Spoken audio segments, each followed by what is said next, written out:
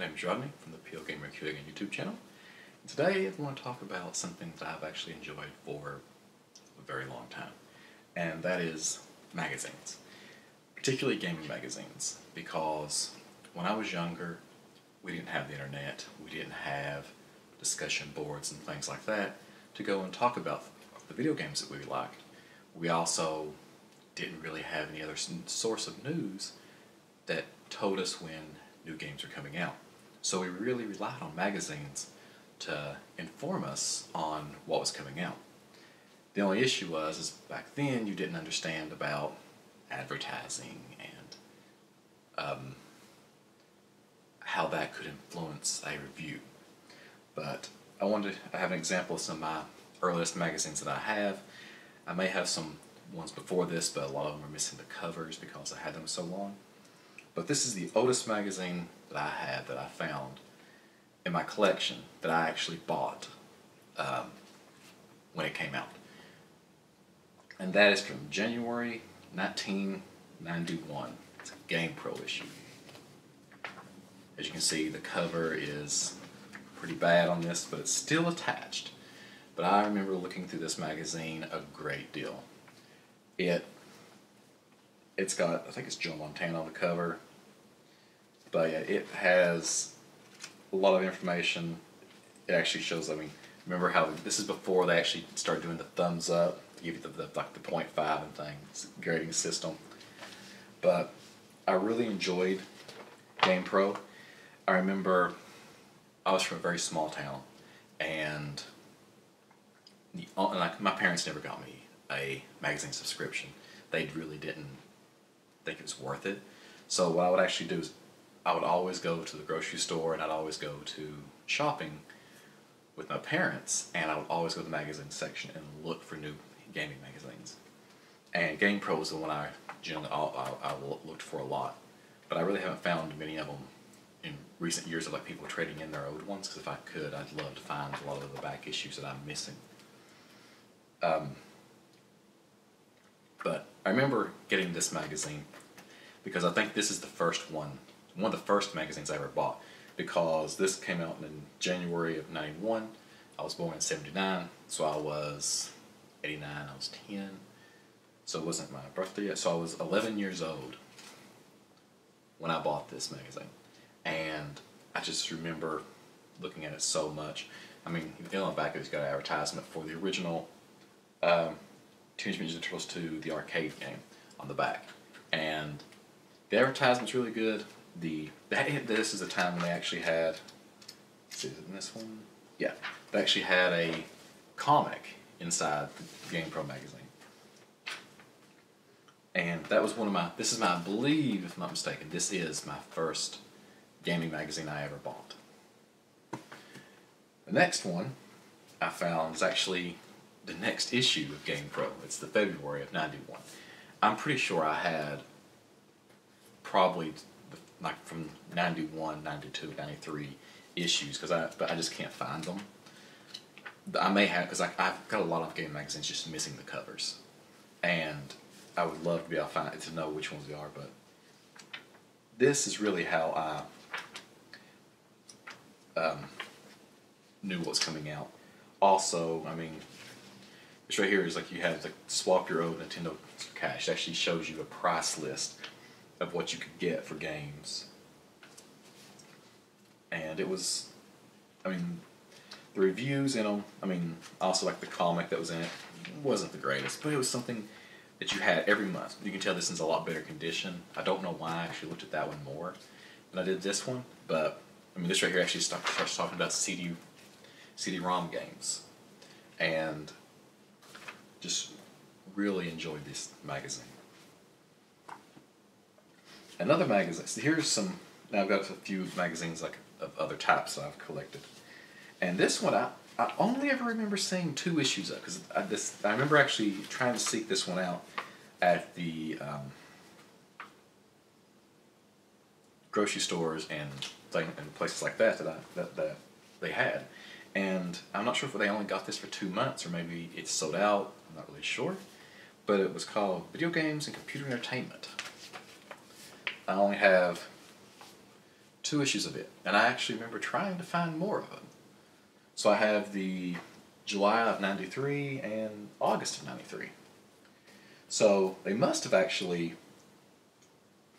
come out more, but I mean, I know they must have come out more than just those 2 months, but I'm not sure why I only found those 2. But their rating system was from the pages are starting to come out in this one. But the rating system in this one, it actually had a 1 to 10, like a little bar system. But yeah, do they have a poster? Nope, no poster, just, but it just, I always liked the game magazines. They talked about different aspects of them, little news articles. This one has Maniac Mansion in it. I remember this was one of the first places I ever saw it, but this was like a different art style for Maniac Mansion. Not sure what this was from. I'd have to read the article again. But it was just so much fun to look through them and actually finding out what was going on in the video gaming industry. And this one, I only have 1 copy of. I don't know why I've never found another copy of it. I'm trying to find the date. Yeah, here we are. What's Volume 1, Issue 10? Because here we are, September of 1993. And it's Die Hard Game Fan. And I remember getting this one, and I really liked it because of the way they did their articles. Because they'd actually had these big pictures of the game and a lot of images.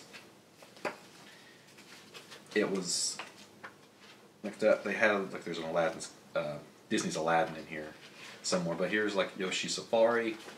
I mean, it was just really cool the way it looked, the way they did their presentation. Their articles are very, very short, but when in '93, I was like 13. I didn't really want to read that much. But yeah, I mean, the top of it, it says like Super Nintendo, Genesis, Duo, Neo Geo, 3DO, Lynx, and Game Gear. So a lot of game magazines tried to list all the consoles they covered at the top. But this was a very good one I liked because of the way the presentation of all the articles. But that was the only one I could ever find of that. I don't know. I'm pretty sure they had other issues because it says it's issue 10, but just never could find them at my local stores. And this is one of my favorite magazines of all time. It doesn't exist anymore because the console doesn't exist. And this is from the March of 2000. So the internet was out, I was on the internet, but I just loved this. I love this magazine. And that is the official Dreamcast magazine, because mainly I'm a huge fan of the Dreamcast. And it's talks about Revealed, and this is actually one where Code Veronica and Shenmue, and they actually called it Eternal Arcadia at this time. This was Eternity Skies of Arcadia. Very good magazine, well done. Here's the Shenmue layout. It was very good. Got me really excited about a lot of games coming out on the Dreamcast. Had demo discs with it. I've got a bunch of them. Yeah, here we are. Yeah, I've still got like a lot of the demo discs here. I got all those somewhere else that I had to find in because I have so many locations I'm storing my magazines because I have so many of them. I need to find a better storage solution. But yeah, the discs, they actually had because the Dreamcast had a web browser in it, and at that time, it's like, oh wow, I could surf the internet on my TV, and I did that a little bit. It wasn't the greatest, in all honesty, but the demo discs actually had a new version of the browser on it. So this has got version 2.0, 2.0. I'm not sure if there's a newer version than 2.0, but that was a very good thing to have. But I very much love this magazine. But yeah, like today, there's really not that many magazines out there. There's Game Informer, which I actually just recently started back, so this is the first issue I got back today. Not today, but like maybe 2 days ago. when I joined their Power Up program. But yeah, it's an okay magazine. It's not the greatest. It has a lot of information in it. I mean, you really don't need magazines anymore to actually see what is coming out, because it's all out there. It's on numerous websites actually put out the information now. But I do kind of miss the time when I was so excited to go to the store and look at the magazine rack and actually find the magazine that I was looking like, yes, it's out, the new issue. Because where I was from a small town, they wouldn't always put them out on the day that they were supposed to come out. It was always like you knew the week, and one day of that week it would be put up there. And if it was in a bag, and if there was something special in it, people would just come in there, they rip the bag open, and they just take whatever that was in the bag. Like if it was a demo disc or some random thing, they would just take it out, and you'd be missing it. So that was something I'd always want to get there and see that they still have some that's still in the bag, or they have the magazine that what I really want is there, and oh, the cover's not ripped off of it. Because a lot of times people would just get, a lot of kids would go into the grocery store and they just read the magazines while their parents were there, and they didn't care what they did to them. They'd rip them apart, and I really miss that time, because it's just being able to go there and seeing them for the first time of the new issue, and you'd be like, yes. But there's a lot of issues. There's a lot of things I couldn't get, like Game Pro. Not Game Pro. Sorry. Nintendo Power. It wasn't put in stores. Well, I don't think it was. I think it was only subscription based. And one of my friends got it. I could never get my parents to let me get a subscription to it, but I'd always enjoy reading the comics in it and reading about the new things coming out on Nintendo. But magazines, I miss them, but honestly, if there was a lot today, I don't know how many of them I would actually get anymore. But hope you guys like this look back, like kind of nostalgia thing.